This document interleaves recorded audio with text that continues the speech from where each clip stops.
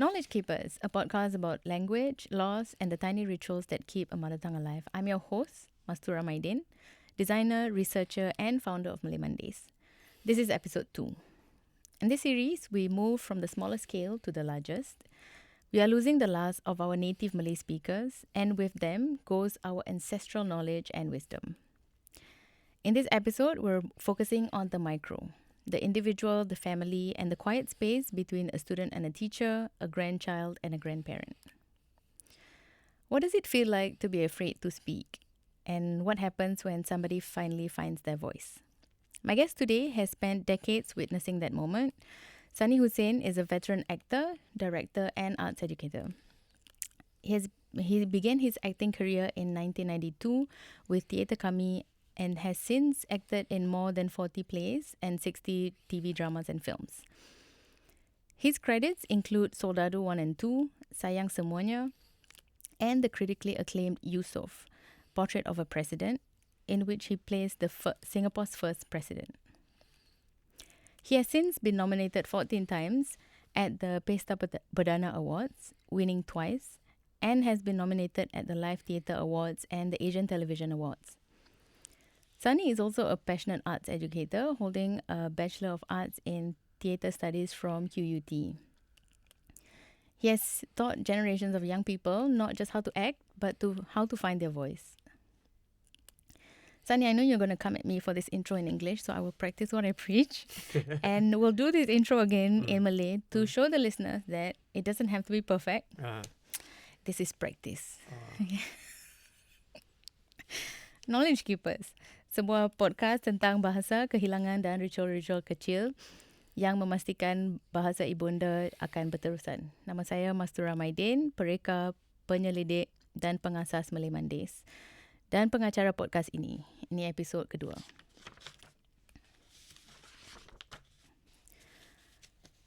Okay, Sunny, selamat datang ke Knowledge Keepers. Yep. Okay. We'll be talking about your personal journeys. Okay. And terserah if you want to speak Malay or English. Okay. Okay, so you've played many roles from a divorced man in Best of His Stories Yeah. to Singapore's first president in Okay. Yusof. Yeah. When you step into character, how does the language shift? Do you find yourself thinking differently when you speak Malay on stage versus English? First and foremost, the thing is that you ask me a question in English. Naturally, I'll answer in English. Okay. But I try to divert a little bit. I should have an extra shift. I try to answer in Malay Boleh. because I think this is talk about the Malay thing, and I think it's the right thing to do. Okay. The question is there a difference when I speak Malay on stage? Yeah. And when I speak Malay off stage? Oh, when you speak Malay on stage versus English. English. Yeah. There's a difference because okay.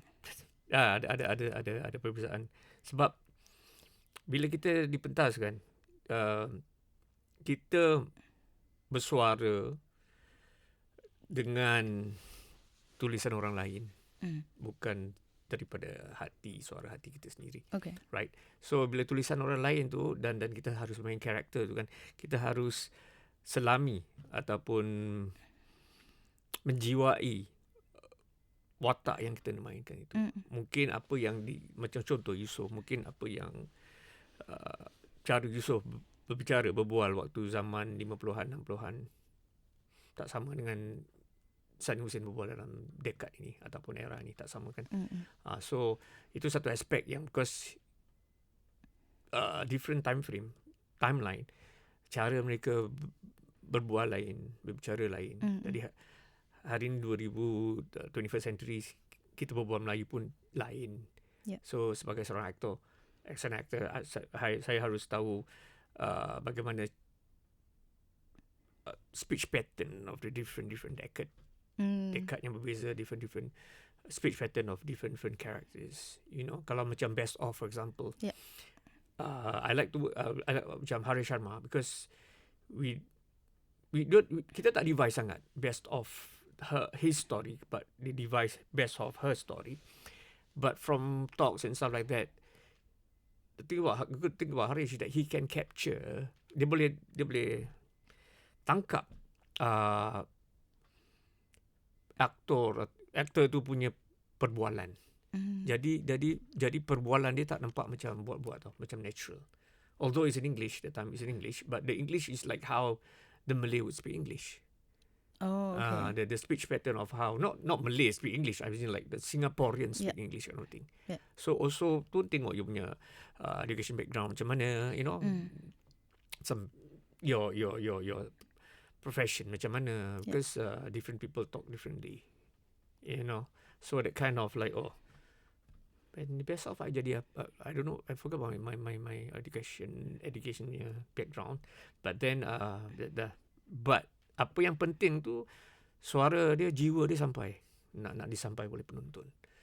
So I remember kalau script writing class yang kita pernah buat, the first thing he said that script writing is not English class atau it's not Malay class.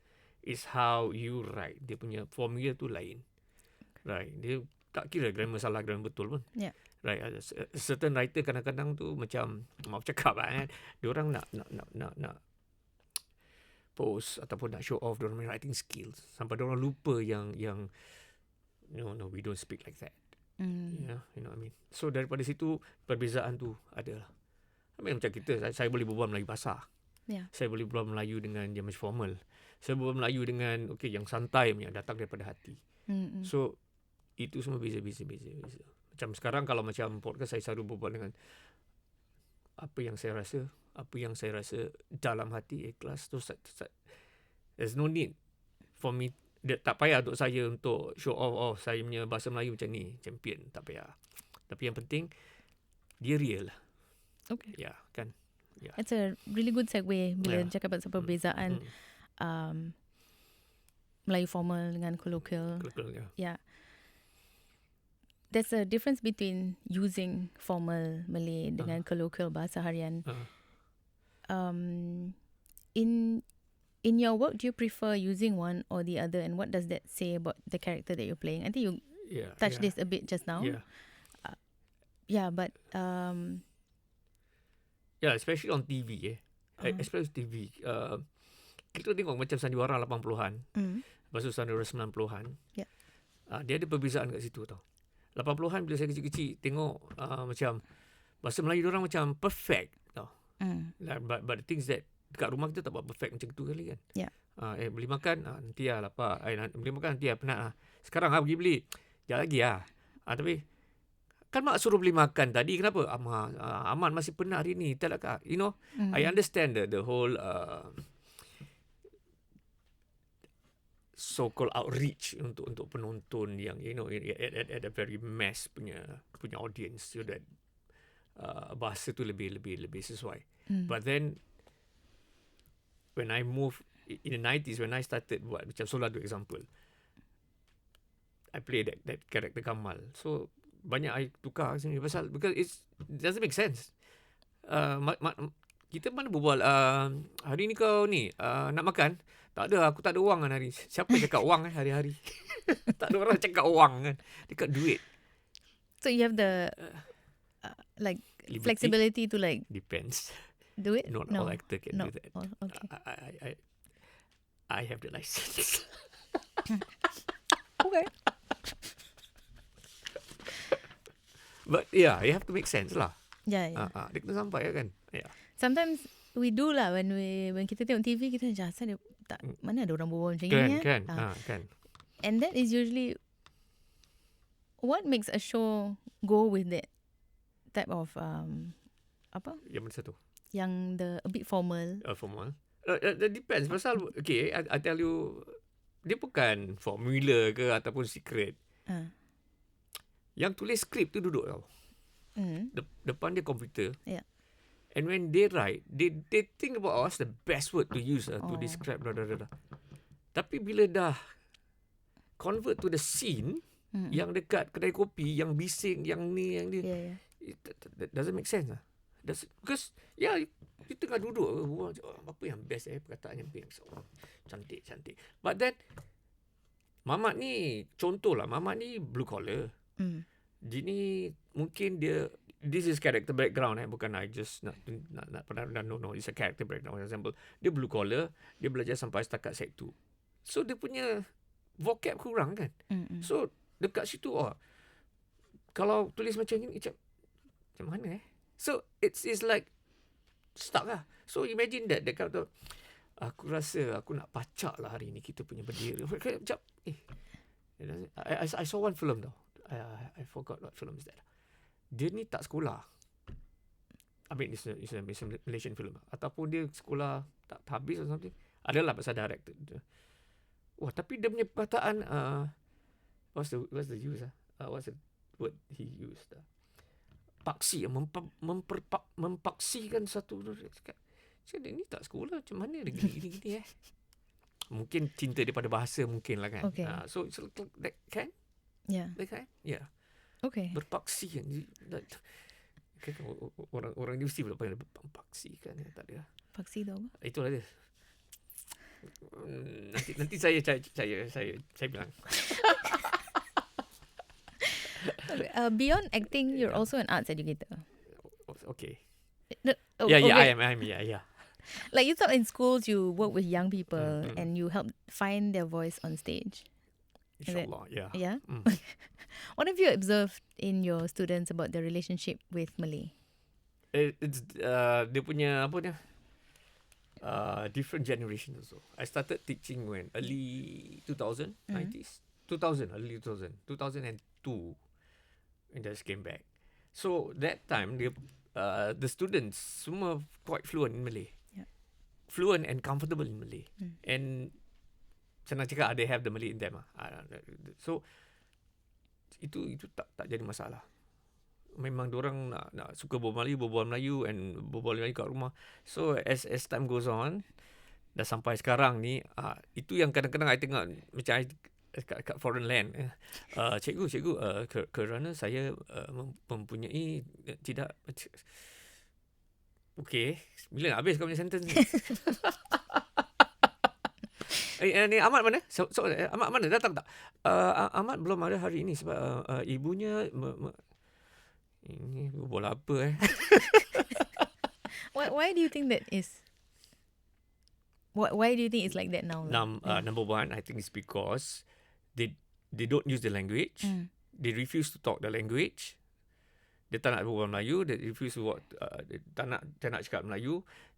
Dia jadi kaku lah. Jadi asing. Jadi kaku. First, jadi kaku macam jadi asing. And nombor 3, cara diajar sekarang ni from perbualan saya dengan academics. Terpaksa ajar orang Melayu cara macam mana nak ajar foreigner. Orang bahasa asing nak cakap bahasa Melayu. That is the approach right now. Okay. Bahasanya formal lah. Bukan bahasa yang formal, maksudnya okay, sekarang Melayu tapi saya jawab macam mana nak cakap Melayu. Ataupun saya jawab macam mana nak belajar bahasa Melayu. Because face it, like it or not, diorang ada yang masuk primary 1 baru tahu cakap Melayu. Oh, start from zero lah kan. Ada banyak. Yeah. Ada yang sampai primary 4 pun tak nak cakap Melayu. So pergi bahasa Melayu tu diorang macam pergi macam masuk neraka dah. Ada babe. Macam gitu lah. Itu tak contoh suara hati saya kan. Okay, terima kasih Ustaz. Okay, macam nak masuk tempat dentist. Okay, one of the things we discovered in our research is that the youth understand Malay, but they're afraid to speak it. Like how you just gave that example lah. Yeah. And I'm not youth lah, but I feel that because I'm more leaning English speaking than Malay speaking. Yeah. They're afraid of being wrong or being laughed at. Have you seen that in your students? Like being laughed at or like being teased about? I think they're afraid to express or say it in Malay because number one, diorang mungkin takut yang mereka buat salah. And then the friends will judge maybe. You didn't berbual Melayu. Macam, kadang-kadang kita berbual Melayu dengan Melayu pun ada 1-2 kawan yang pakai perkataan cim. Wah, cim apa kau punya Melayu kan. But then itu cuma nak fun-fun aja kan. But sometimes they take too long to string a sentence. Yeah. Itu yang kadang-kadang okay, never mind, speak English. Because tak nak dekat 10 minit pun dia tak cakap Ahmad tak datang, kenapa Ahmad tak datang, kena 10 minit. So that's the reason that they think in English. Sorry. They think in English. Then they translate. They translate in Malay. Itu yang buat dia macam jam nak masuk ulen tu lah. Betul lah. Kan? Yeah. So the thought process tu yang very long. Macam tu lah. But yeah. And they try to speak like formally lah. Yeah. Yeah. That's how they were taught lah, formally also. And I got friends ataupun the people that kenapa kau tak cakap Malay je dalam this interview? Kan senang je. Boleh lah, aku boleh cakap. Tapi it will take forever lah untuk habis. Terasa. So because dekat kedai-kedai kita boleh cakap Melayu lah. Yeah. We talk about the informal Malay. Macam ni, ya tu alamak ni. Tapi bila nak formal, they think that they have to speak perfect Malay. Yeah. Or they think that dia nak kena cakap bahasa Melayu yang best. So dia think dia fikir apa tu. So they say okay, tak apalah, I just speak English like save time lah. Itu je, bukan takut sebenarnya, tapi diorang cuma tak nak buang masa, mungkin takut buat salah juga. So I saw a friend. Ni bukan apalah, just that dia practice tau Melayu dia for untuk interview, satu interview. And then she wrote, and then Malay was beautiful lah, but it wasn't real. Kebetulan I was there, like, and then they were rehearsing. Cakap, kenapa you rehearse lah? You don't have to rehearse, you just get the point and just cakap aja dengan bahasa you sendiri. That is very important. Yang penting audience daripada hati tu sampai kat telinga tau. But if you try to be perfect, dia jadi macam you know. And then she took my advice, and then I saw the interview kan better daripada yang initial apa yang dia rehearse. Yeah. Kalau because if you rehearse, you lupa satu dua words, you lost. Right? Yeah. Kalau you cuma nak cakap kenapa saya buat filem ni. Contoh, saya buat filem ni yang menunjukkan kekuatan wanita. Contoh. So you have your formal. But then tapi isi hati, kerana wanita-wanita zaman dulu sangat kuat, saya nak sekarang dia lain. Dia dari buat sini kan lain. Yeah. So tapi kalau you buat, you hafal. Yeah. Unless you're an actor lah, you do that. You can. I think you have the best of both lah. You think you can switch. Tak juga. Tapi kalau macam I like interview, I rather be as a Sunny rather than be a watak. Okay, that makes sense. Kan? Yeah. Yeah. Okay, so in your podcast interview, you spoke about the stamina required to be an educator. Educator. Yeah. Okay. What keeps you going year after year working with young people?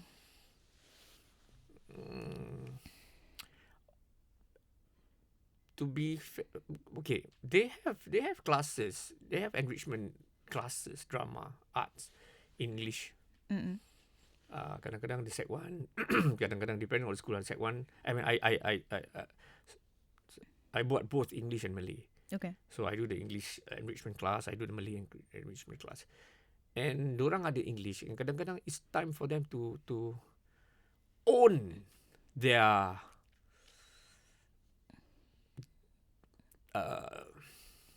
expression in Malay lah. Okay, in English okay je kan. Okay. The technique tu sama je kan. Cara you divide the stage and stuff like that. Untuk acting daripada sama je, fokus concentration. Tapi at the end of the course, dia ada satu performance, and that performance you have to show or to showcase your culture. I like to put culture lah. Okay. So this thing yang tak ada dekat the English drama tu kan. So this culture yang dorang lack. Right. Macam this year I taruh macam cerita Hang Nadim. And dorang tak tahu Hang Nadim kan. Then I thought okay, nasib baik sekarang boleh research dorang punya apa tu, tablet. Dorang ada tablet sendiri. I research, I just no research apa Hang Nadim. Okay. And then there are few version of Hang Nadim. Never mind. I just want to see perspective and your perspective of Hang Nadim macam mana. And in Malay. Walaupun terkial-kial, tak apa. Cuba, okay. At least they understand. Orang dengan pakai baju Melayu kan. And then ada group buat tarian Melayu. So itu nampak. The culture tu I try to cultivate lah. So that first kali you must love, before the language you must know the culture. And after that you fall in love the language. Pelan-pelan lah macam gitu kan. Ada yang okay, macam my generation, kita tengok TV 1, TV 2 bangsawan lah, cerita Melayu tiap-tiap hari Jumaat lah. Ada banyak filem lah. So we expose lah dengan cerita-cerita Melayu. Filem-filem Melayu yang cerita-cerita period lah. Ampun tuanku. Kita dah ampun. Kita automatik ampun. Cuba buat ampun tuanku. No, seriously. Seriously. Cuba buat. Cuba buat. Ampun tuanku. Okay. Automatik buat gitu kan. Beribu-ribu ampun. Kan. Budak-budak sekarang macam-macam pesen. Ampun. Ini apa? Torment terus. Seriously. Itu Jaws. Jaws ke torment. Macam gini Tapi tak apa. Itu satu permulaan yang baik. Okay. Beta patik tuanku kamu raja. Panggil diorang semua. Raja mana panggil diorang? So dia bahasa raja tu kan. Certain things tak boleh, like I say, speech pattern macam raja kena cakap certain way kan. Okay lah, dimaafkan lah if don't know, because like dan itu mungkin tugas cikgu untuk kita to pick up where I left them. Untuk okay, sekarang Nadim gini-gini, and then they go back to their punya presentation tu, and then the proper way. Okay. So that's the thing. Do they sign up for these classes, or is it just No, part of compulsory. Oh, compulsory. Okay. Enrichment. That means the whole of Sec 2 ataupun whole Sec 3. Okay. But then they have the mother tongue week juga. That one is too short lah. Is it the mother tongue fortnight? Yeah, correct. Okay. So that was too short lah. It's either you belajar culture, or drama, or music, or anything with Malay culture. Buat kuih-kuih Melayu ke. Yeah. So every year dia tukar. Okay. So back to the question is that, walaupun this 21st century, so I want to get them to be, in touch with their culture, So bila you faham, bila you sayang, atau bukan sayang, appreciate culture, I think automatically dia akan nak cakap Melayu mungkin. It's a beautiful language. Kenapa kita nak macam biarkan dia pupus? In my thesis, there was some research that I did about how people put culture in the perspective of what happened in the past. So when they try to macam learn about their culture, right, it doesn't feel very modern. It doesn't feel very now. When macam dah tak practical lagi lah. That's how they feel. So there is this. Through my research, I feel that there's a need to bring colloquial Malay into something that is casual, something that you use now, without, not say without the culture. It's not that. Because like, aside from, so you're saying that culture comes first and then language. In my practice, it went from language first into culture. Okay. So how do we use language to make it something that is casual and used daily now, and hopefully that will go into how you learn about your past, your ancestors, your culture, etc. Okay, the thing is that kalau diorang tak nak cakap Melayu, dia macam mana kita tak nak cakap, macam mana kita nak paksa nak cakap Melayu? Pasal diorang tak comfortable dengan Melayu. Yeah, correct. So so macam mana nak cakap Melayu? That's why I started the mailbox and the telephone booth. Okay, I give so saya kasih contoh about the culture the thing. Yeah. Mungkin di culture, mungkin tak culture. Okay, diorang pakai baju Melayu, baju kurung itu best. Okay, bagus. Tinggal lagu Melayu mungkin, ya. So, ini saya perhatikan dengan keluarga terdekat, dengan kadang-kadang kelab masjid. Kalau you jalan depan orang, apa you buat? Yeah, automatic kan. Sometimes you say tuan lalu. Sometimes you say tuan lalu. Sometimes. Yeah. Sometimes you say tuan lalu. But kalau tak cakap tuan lalu, tak apa. But you walk like that. But now, macam cakap now ni, sekarang a lot of youth jalan depan orang gitu je. Where do you think that is? That's why I cakap. That's why the thing that if the culture come first, macam banyak orang tengok jalan satu itu terus tunduk sikit. Dia don't understand apa tunduk sikit. Mak bapak akan bukan marah, tegur dalam bahasa Melayu tau. Dia takkan, bow down lah. Very weird kan. Tunduk lah sikit. Dia akan macam, tunduk apa So, diorang macam jalan steady je tau. Depan orang tua. Tapi tak semua. But I would still see that 1-2 akan tunduk. Tapi dia tak faham tunduk. So, diorang tak faham dia tak faham budaya. Itu bukan budaya. Itu macam kita punya adab lah. Adab, ya. Adab kan. So, adab yang simple. Yang jalan tunduk. Dulu dia cakap tumpang lalu sambil buat that gesture. Kan? So, tumpang lalu immediate. Dia tak akan cakap, excuse me, I pass away. Tak adalah. Excuse me, saya tumpang lalu. Funny kan tumpang lalu. So, dia cakap, tumpang lalu So, kalau tak cakap pun tertunduk. Tapi benda tu, first kali dia tak cakap tumpang lalu lagi. Tumpang lalu lagi. Dia dah tunduk lagi. Sekarang macam steady jalan kat situ. So mana nak start dulu tu? Kan? Itu bukan cakap budaya. Itu adab. Macam kain samping contoh. Itu budaya. Mana kepala, mana tu. Diorang macam, tempat tu sekarang diorang simple. Dia pakai kurta je. Simple je. Tak payah nak pakai samping-samping apa. Kan? Then, kenapa ada 5 butang tu? Ada Teluk Belanga dengan cakap Musa apa beza dia? Teluk Belanga dengan yang bukan cakap Musa apa yang 5 butang tu kan. Apa bezanya macam gitu. So itu budaya. Kadang-kadang makan pun agak sudu garpu. Ada yang macam pakai tangan pun macam pecah. Macam macam geli-geli korang. Geli macam tak salah lah. Salah. Tapi duduk bersila itu pun dia berubah lah kan. So bila kita tahu budaya, sebab budaya tu akan datang dengan bahasa apa. Kan? Saya tak masuk. Cakap Musang lah, Pasak lah, Teluk Belanga lah. How do you translate in English? Tak ada. Even how good is English pun, bila you buat baju Melayu ataupun baju kurung, yang ni saya nak cakap Musang saya pesak sikit. Confirm through the experience. Correct. You akan cakap Melayu punya. Am I right? So itu yang dia punya budaya tu datang tu budaya betul lah, budaya tu lepas tu datang dengan bahasa tu datang kemudian apa main congkak masuk rumah dia the tradition Melayu Malay games kan semua cakap Melayu apa cepat takraw contoh batal tukar sepak macam kena fall macam kelakar pula cakap tu it comes hand in hand lah macam taekwondo kalau you dapat dia punya competition, they all speak in Korean tau. Kalau you main fencing, most of the words are in French because they start dulu. You see? So you nak kalau sepak takraw walau you nak world championship, habis you cakap bahasa Inggeris macam kelakar. Asal orang lain boleh maintain ataupun boleh tekankan bahasa Korean ataupun French. Kenapa Melayu tak boleh? So budaya dia automatik datang dengan bahasa dia tak boleh lari. Okay. What do you think the education system gets right and wrong when it comes to teaching Malay? Just your personal perspective. I think the whole baku thing is a disaster for me. Because dia jadi macam susah nak berbual. Kan datang macam marah sikit. Kan?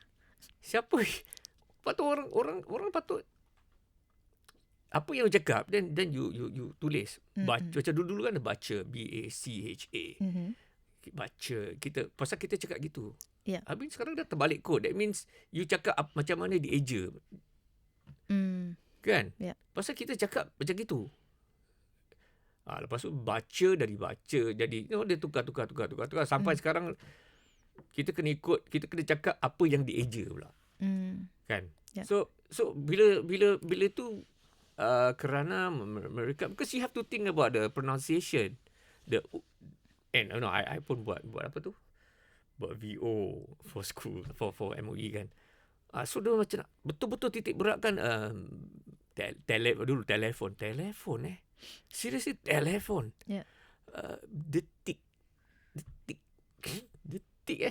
so the I have to be pronounced correctly detik okay lah kan.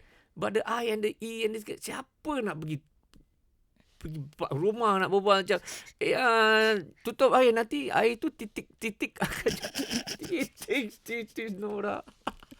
So dia jadi macam fikiran tau. And during my time, I guess your time pun, bila kita pergi Malay class, it was fun, you know. I don't know what else. Actually, I think my Malay class was already quite formal. Kan? Yeah. But during my time, you boleh tanya my generation a little bit after. Because cikgu akan cerita, nanti kita cakap, ketawa, and bahasa tu datang sendirinya. Kita cuma tulis 1 sampai 10 je isi apa? Isi ruang kosong, isi filling the blanks kan. So itu je. Sekarang pun kadang ada cikgu pun apa tu kasih topik, berbual dia 4 minggu tak buat pun. Minggu depan pun tukar topik baru. Tapi kita belajar daripada kehidupan macam gitulah. Bercerita, berapa. So kita macam tak percaya, tanya, you know, you can ask macam mungkin my generation yang tu, at least 75 atas angin lah. Tak belajar tak ada sekolah ajar teknik macam mana nak tulis karangan, betul? Yeah. Nak kena gini. Kita rembat je pun dapat 75 buat A1, A2, A3 je lah kan. Okay lah. But then because it was fun. Tadi kalau dia masukkan jadi macam formal, dia macam that's why tadi dia dah tukar jadi macam it becomes a subject. Dia macam tadi dia macam susah dia berbual English senang apa, tak payah grammar pun berbual orang check sangat kan. Terus terang cakap budak-budak sekarang berbual English orang pun hancur. Tu kan, Melayu orang pun hancur. Kan English pun bukan bagus sangat pun. Dia dengar step macam sembarang aja. You see? Yeah. Okay. Yeah. Yeah. So salah satu. And then bila dia rasa it doesn't work, then kenapa tak hapuskan kenapa tak get it out from the system. Satu part tu. And nombor 2 is mak bapak sekarang dah semua dah educated kan. Semua nak cakap English kat rumah pun. So you start benda tu patut dimulai dari rumah. Dimulai dari rumah. Pasal you see I give you a good example my generation it's proven lah. Kita macam Alin, Rila Nati, Sharon Ismail, Syafdin Sharum, mungkin Suami Yusof, a lot. We can code switch macam ni je. Kenapa? Sebab kita boleh buat Melayu kat rumah. And bila kita pergi sekolah, kita buat English, and kita belajar English kat situ. And proper one maybe. Okay, lepas tu tengok TV sikit, nak tengok cerita English sikit, stand up berbual macam mana British. Tapi kenapa kita boleh code switch? Kenapa diorang tak boleh code switch? Right? Okay. Sebab I don't know, because kat rumah tu berbual dengan nenek, dengan mak Melayu. Kat sekolah boleh English lah. So it's all bermula dari rumah. What's the danger of losing the language?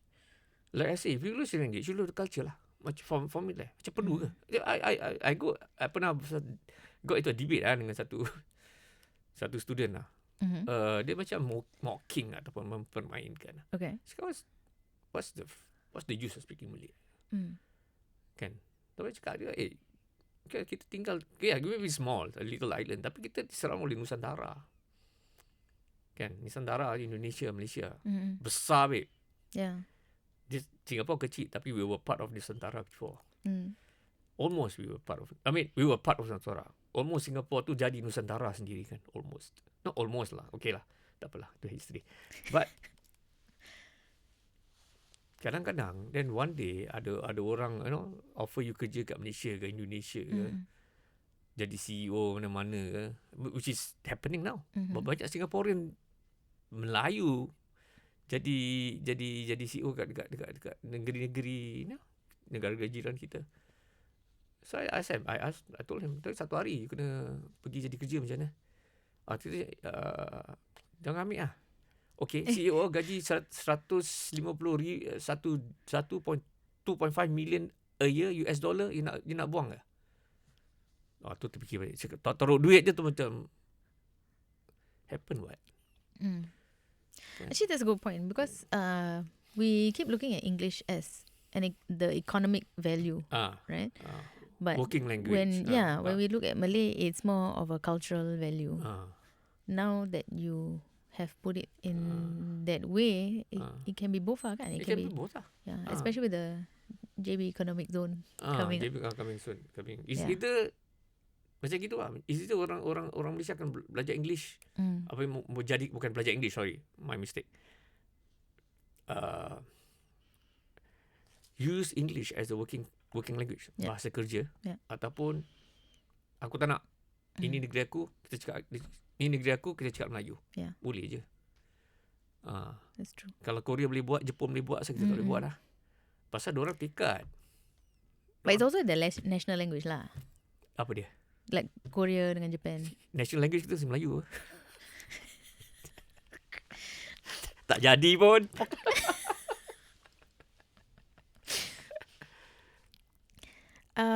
Okay, so let's zoom out a bit. You've worked with many of Singapore's major theatre companies, The Necessary Stage, Theatre Kami, Theatre Kamatra. What have you observed about how the Malay theatre community has changed over the years? Oh yeah, a lot. Bila saya start theatre kan, saya banyak berlakon karya-karya yang tulisan dia berbunga-bunga. Ya, dalam Ismail Said,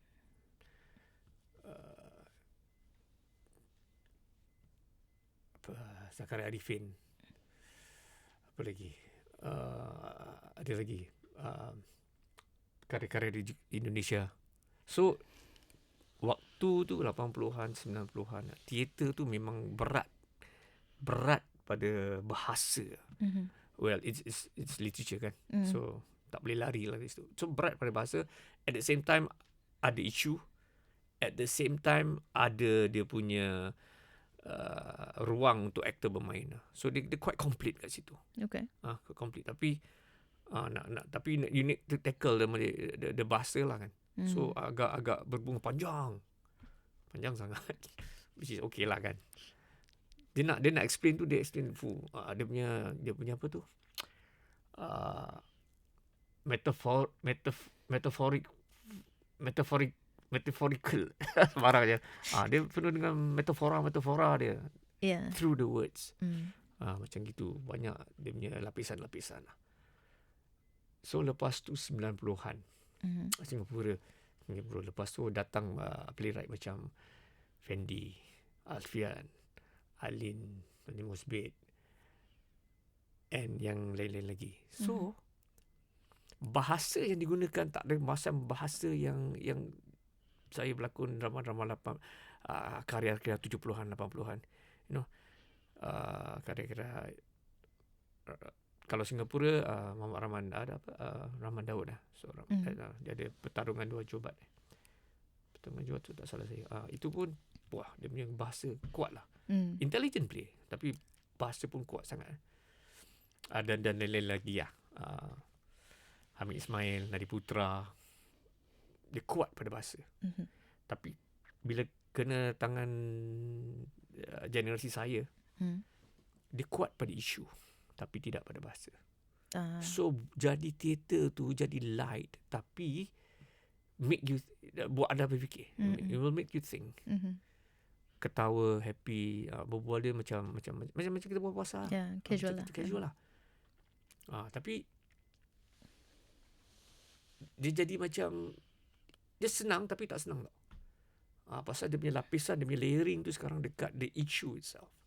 So and people can relate better because it's how kita cakap. And then lepas tu ada campur Melayu English kat situ. Which is audience boleh relate lah macam itu. Okay. So it's the transition lah.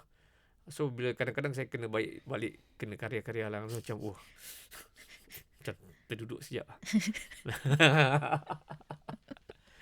So it'll be different lah. Okay. In Yusof, Portrait of a President, you play a figure of national importance. The play is performed in Malay with English subtitles, right? Yeah. Okay. How does it feel to perform for an audience that may not fully understand the language but still are moved by the story?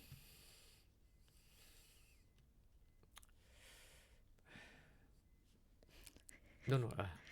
Saya ada jawapan tu. Mhm. Tapi jawapan saya agak kasar. Tapi taklah. Awak tengok cerita Melayu, Aha. peduli lah. Tengoklah subtitles. Aha. Macam kita dulu tengok cerita English. Ya.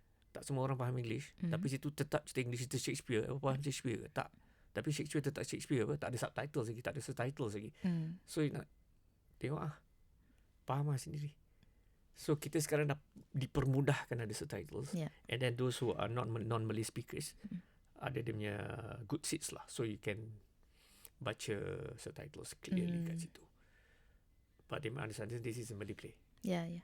So you have to read subtitles. Dia tak ada nak mempermudahkan. So meaning that, but generally they got it lah. Okay. They got it. Yeah. So mungkin the mixture of the performance and the language. Like I said, teater sekarang ni dia tak berat pada language sangat. Dia lebih berat pada the issue narrative sendiri. dia, Narrative sendiri. So I don't think language is a problem right now. Yeah. You also performed Yusof in like 10 years ago, right? 2015, correct. Yeah. How does it feel different from when you first played him? The age lah. Because I was 42, 41 when I played Yusof. So dia punya gap jauh sikit lah. That means I became president was 50 years old. 50. When he was the president, for president, pasal dia ada go through certain yang pertuan negara, after that president. So dia jadi president 1965. He was 55, I think. Tak, dia jadi pertuan quite young, 1950. 50 years old. Yeah. So the age tu ada I have to feel him at a certain time. So now I'm about the same age yang dia jadi presiden. Oh, okay. Okay, so Tuan Presiden. Tuan Presiden. So dia dekat sikit ke situ. So it I feel old, but I feel that the maturity of the man. And lagi satu, it's the maturity as an actor lah. How I tackle Yusof back then and how I tackle Yusof sekarang tak sama. Because I understand the emotional roller coaster of Yusof. Dia punya mind, dia punya mental segala-gala. Was there a difference in how the language was used? No, not really, because tak banyak perubahan lah. Okay. Cuma that time when I was talking about dengan working dengan Zizi kata she more to the voice of the man. Suara dia. Yeah. Macam aku nak utusan Melayu. So lebih pada suara daripada karakter, macam biopic gitu. But this time round is both. Oh. So dia ada berat kat situ lah. Yeah. It's both and a bigger space. So dia punya berat ada dua lah. Dulu is intimate, quite small. So the voice the audience might capture it better. This time is both. Okay. Yeah. Okay, so we're so I wanted to tell you a bit about the project that I have, which is Speaking Cells, which is the mailbox and the phone booth. So the mailbox, kita nak budak-budak macam berbual dengan warga emas, like Warga emas? warga emas. Because 65 and above lah, I cannot say a bit older. It has to be like nenek datuk punya age lah. Sekarang pun datuk nenek muda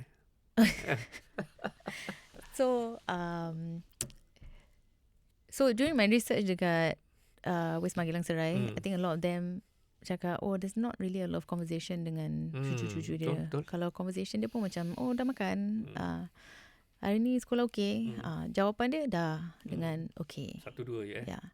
Dia tak ada macam topik yang lebih mendalam lah. So kita nak try, maybe if they speak to datuk nenek yang lain, like not their datuk and nenek, maybe they feel less pressure. Ya, because datuk nenek diorang kena cakap English Betul. That's yes, dia correct. Dia kena press.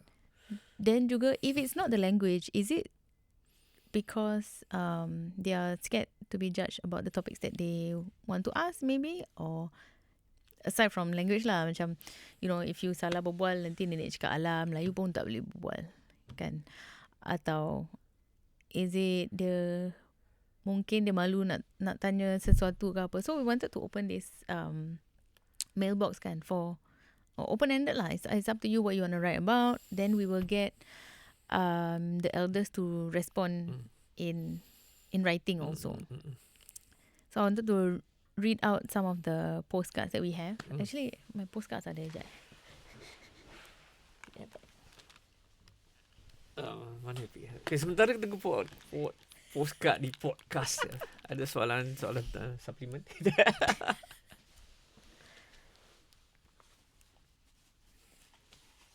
Kau kan never mind. Tak boleh. Dia tak boleh harapkan lelaki. Lelaki nanti jadi lain.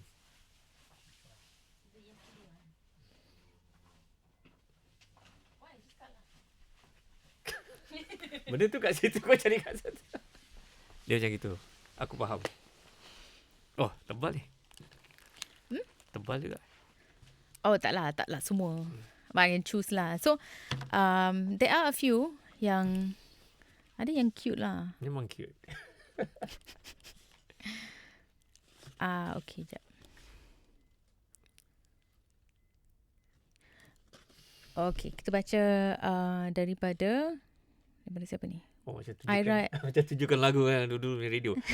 Lagu ni tunjukkan nenek. Dari Aira Iman kepada nenek Safia. Okay. So saya kena baca ni? Baca lah. Hai, apa khabar ni? Nama saya Aira Iman. Saya berumur 10 tahun. Saya suka menonton televisyen. Tetapi kata ibu saya ia akan merosakkan mata saya.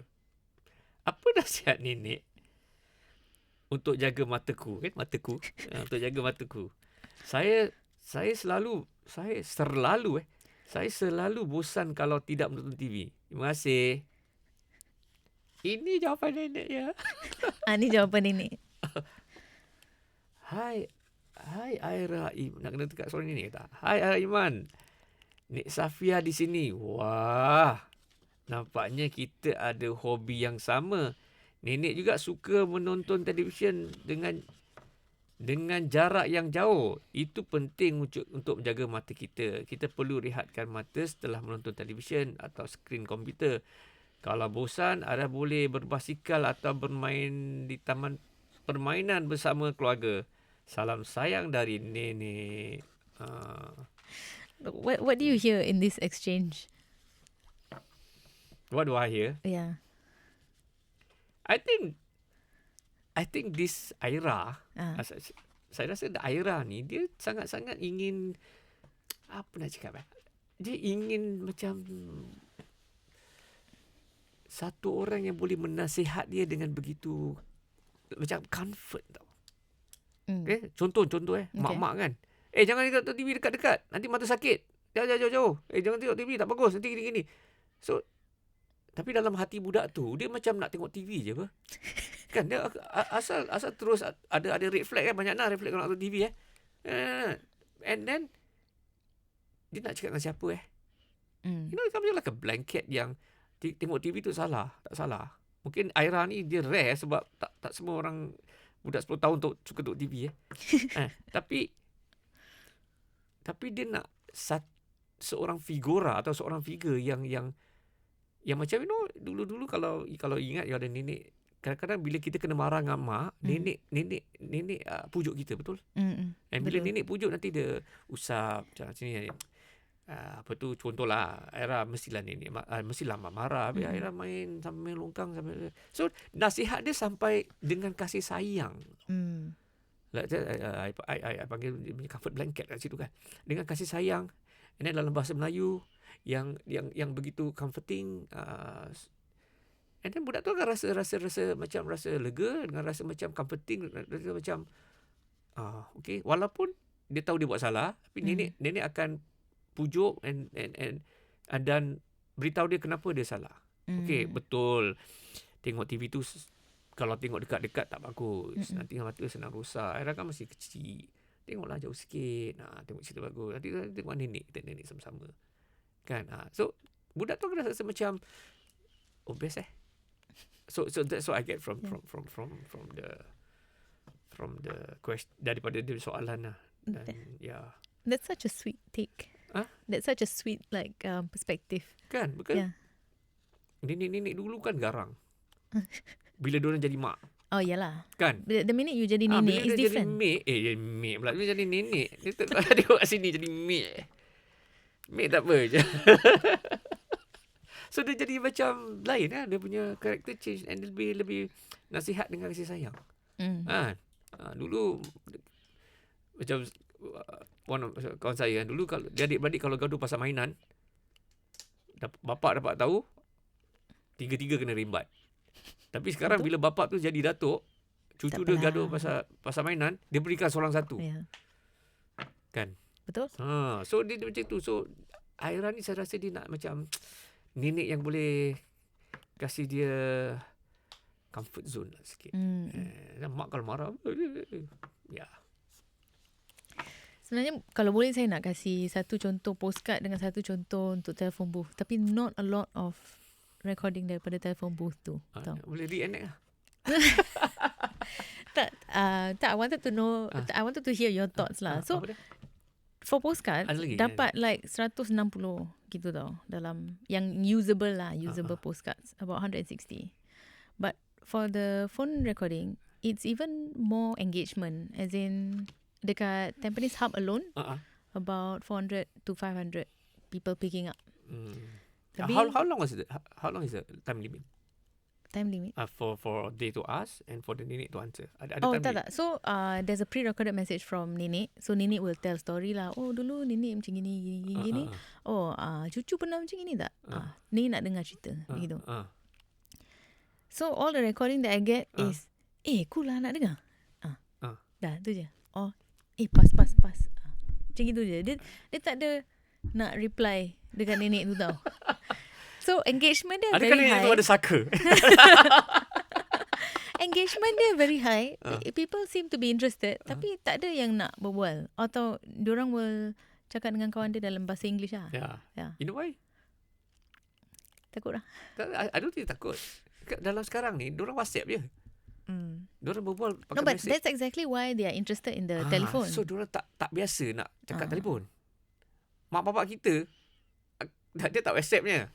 Telefon 18 kali nak ingatkan kita. Even me. I feel bukan safer lah. Macam rasa puas lah. Telefon. Besok lah pukul 8 kau jangan lambat. Kau rasa okey lah, boleh lah juga. Tapi dia nak kena biasakan. Tapi budak-budak ni bila kena dengar gitu, dia macam apa sah ni? Tapi postcard pun apa? Postcard pun dari macam... Tapi tulis. Sama siapa dia punya konsep. Cuma dia tak type je kan. And then bila you tulis, siapa nak judge? Orang tak akan nampak apa. Yes. Tapi bila you cakap, it's more personal. Incognito. Apa tu? Incognito. Macam tak ada orang tahulah ni siapa. Kalau ada suara macam boleh caman. Oh budak ni. Incognito. Okay. Kan kalau dia telefon, kan dia macam dia jadi conscious kan. Jadi macam ini berbual lah. Macam mana nak cakap balik kan? Nak cakap apa? Dia aku question. Ini tu cakap Melayu ke? Sorry. Dia cakap putih tak? Aku cakap Melayu ni. Aku cakap putih macam ni. Macam so banyak dia punya tanya-tanya kat atas. And then, I think dia nak sebenarnya. Tapi imagine macam tadi earlier kita cakap pasal baku stuff like that. Dia akan cakap pasal nenek kerana saya macam asal cucu ni Dayak.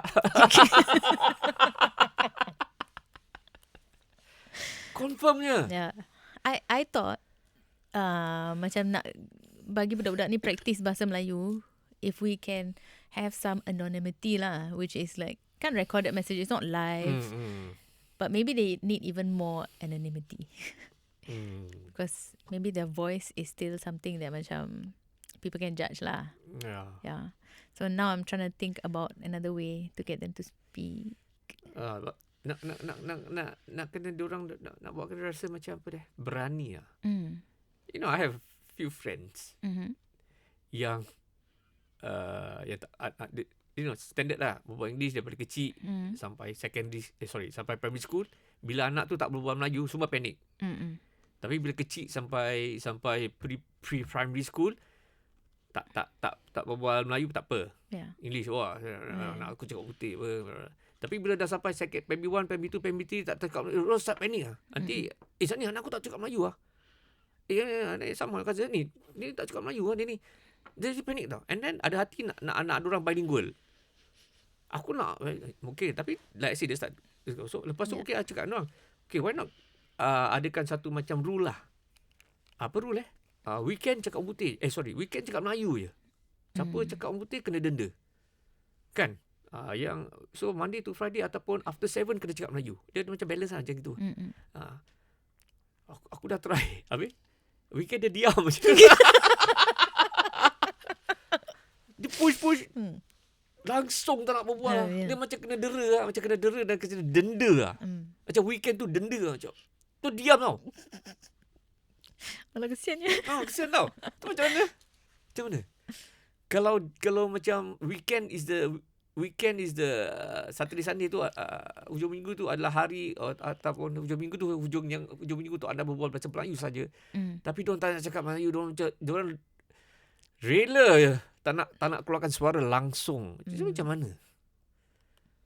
Betul. So to play safe kan? Yeah. So they will go through so much just to not speak Malay, which is difficult lah. So it's a difficult solution nak cari. Tapi boleh dengan lagu Korea. Nak kena cari BTS Melayu lah. Ada pun. Ada. Dollar.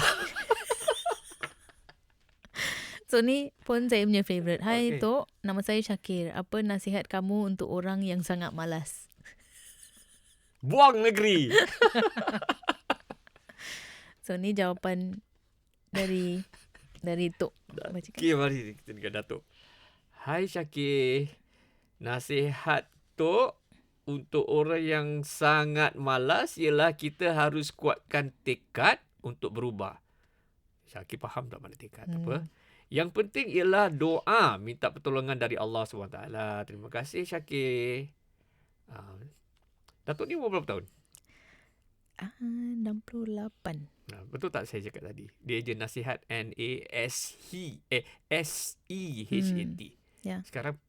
Sekarang punya ejaan is NASIHAT. Nasihat. Tapi dari mata lah. So dia kita eja macam mana kita pronounce. So so jadi macam gini. Kuatkan tekad dan semangat untuk berubah. Kadang-kadang saya pun cakap macam saya pun salah juga macam faham. Bila saya pergi ke kelas drama bahasa Melayu, saya nak cakap bahasa Melayu. Tapi saya cakap baku lah. Tapi bila dah cakap, lepas tu diorang macam terkebil kan. Saya terpaksa switch lah. Because nanti cakap lain jadi lain kan. Betul. Sekarang cikgu Melayu kesian tau. Dia kena cakap 2 kali tau. Nak kena translate lah. Okay. What gives you hope when you look at the younger generation and the relationship with the Malay language? Hope Because to still be doing this, you have to have hope. Yalah, right? The hope is that I pernah discuss dengan my friend Cakap relevan ke aku nak buat teater Melayu sekarang? Asal masih nak buat teater Melayu So I cakap dia teater Melayu gini-gini, untuk orang Melayu gini-gini. So kalau satu hari 20 tahun akan datang, kita masih buat teater Melayu, tapi kita tak ada audience Melayu, siapa nak tengok takkan hantu kan? Tak, macam apa guna kita perjuangkan, bukanlah it's a good word. Because kita tak berjuangkan apa-apa pun. Kita cuma nak sampaikan cerita dalam bahasa yang kita bahasa kita je. So kalau akan datang 25 tahun teater Melayu kan, kita buat teater dalam bahasa Melayu kan, macam kalau orang tu kalau budak-budak generasi sekarang yang sekarang umur 10-5 tahun akan jadi future audience kita kan. So kalau macam orang tak minat, alamak teater Melayu, alamak, apa nak tengok. So kita buat untuk siapa ataupun drama Melayu. So siapa kita nak accept, kita nak expect apa, orang bahasa asing untuk recognize ataupun untuk appreciate bahasa kita, boleh je. Tapi kita boleh jadi macam Korea atau Jepun tak? Yang kita buat jalan cerita bahasa Korea, bahasa Jepun, bahasa apa, French, tapi orang asing masih tetap nak tengok. Masih tetap nak tengok identiti bahasa orang Korea, budaya orang Korea, macam mana orang buat macam itu. Tapi kita mampu tak buat macam tu? Itu yang harapan saya. Yang satu hari drama kita dalam bahasa Melayu, orang luar akan tengok. Saya tak mau target orang dalam negeri lah kan. Pasal itu cara semula jadi, mereka mesti ataupun tengok. Sebab itu bahasa awak apa. Awak nak harapkan orang luar tengok, lambat lah kan. Tapi terjadi sekarang. Cerita Korea satu dunia tengok. Lagu Korea satu dunia orang dengar. Kan. Tapi boleh tak kita capai itu level yang orang semua tengok cerita Melayu. Tengok M-drama. Ya. Dulu ada juga, babe. Ada lah. Dulu ada orang tengok cerita Melayu. Orang luar tengok cerita Melayu. Tapi sekarang macam mana? Mungkin saja itu akan terjadi lah. Mungkin saja akan tidak terjadi lah. Itulah harapan. If you could leave one message for a young Malay Singaporean listening to this podcast, someone who understands Malay but is afraid to speak it, what would you say? Jangan takut buat salah. Salah kita belajar. Saya pun ada satu point when saya comfortable dengan saya sangat comfortable dengan bahasa Melayu. Tapi bila saya nak pergi Lasal kan, that time saya macam rasa macam alamak, saya tak begitu selesa dengan bahasa Inggeris. Bukan tak selesa lah, macam bukan tak fasih, cuma saya tak selesa. Sebab kalau buat drama dalam bahasa Inggeris, saya kena belajar dia punya classical, all the English drama dalam bahasa Inggeris semua. Tapi pasal nak belajar punya pasal,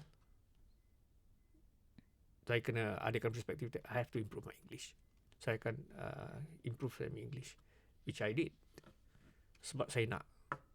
So saya buat performance dalam Greek. Epic theater. Classical theater dalam Greek, classical English, Greek Shakespeare. Part Shakespeare saya buat. Tapi lidah Melayu, lidah belacan. Tapi kena drill lah. Tetap drill lah. Kan, tapi berjaya juga saya. Dapat A+ lagi kan. So it's a matter of you nak dengan tak nak je. Kalau generasi sekarang yang bahasa Inggeris tapi masih buat di Barat, okey apa. Itu dia masih ada harapan kat situ lah. Pasal di Barat masih lagi panas lah, masih lagi membara macam how they started in the 80s kan. Banyak orang masuk kompeten di Barat. And then di Barat dalam bahasa Melayu, So itu satu harapan lah. So jangan takut buat salah. Kalau salah, belajar je. Kalau itu aja.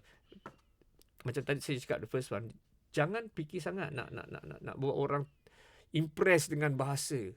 Kan? You cakap bahasa dengan perkataan-perkataan yang tinggi, indah, orang tak faham buat apa. Kan?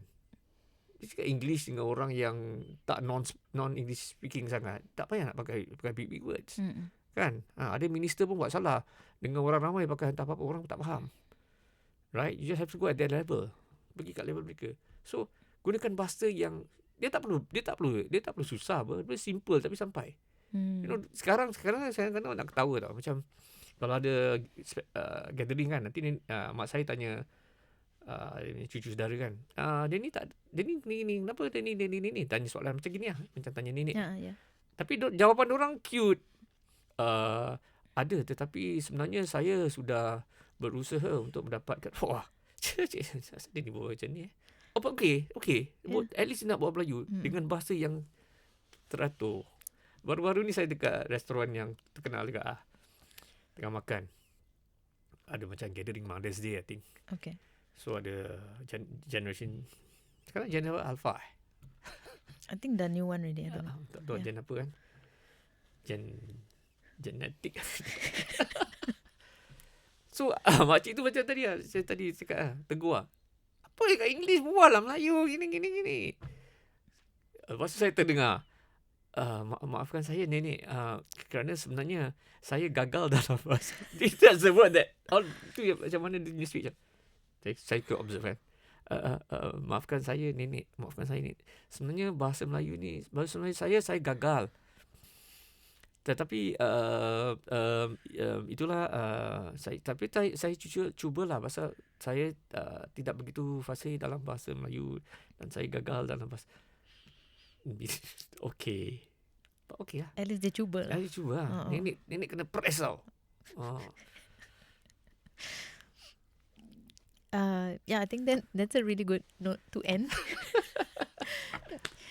We should all practice, and I will try to practice what I preach and speak Malay also. So I harap jawapan saya tu ada okay lah kan.